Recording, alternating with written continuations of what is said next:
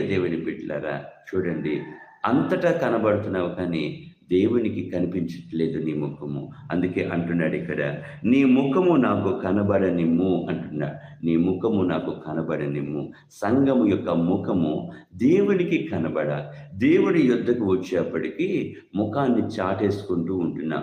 ముఖాన్ని త్రెప్పుకుంటూ ఉంటున్నాం. ముఖము కనబడకుండా మనం చేసుకుంటూ ఉంటున్నాం. లోకములోనేమో అనేక రీతులుగా మనం కనబడుతూ ఉంటున్నాం. లోకములోనేమో అనేక విధాలుగా మనం కనబడుతుంటున్నాం. నా ప్రియ దేవుని బిడ్డలారా, ఈ ఉదయకాల సమయము ఒక్కసారి లోతుగా అర్థం చేసుకోవటానికి ప్రయత్నం చేయండి. దేవుడు మాట్లాడుతున్నాడు, నీ ముఖము నాకు కనబడనిమ్ము. నీ ముఖము నాకు కనబడనిమ్ము. దేవునికి మన ముఖము కనబడాల్సినటువంటి అవసరత ఖచ్చితంగా ఉంది.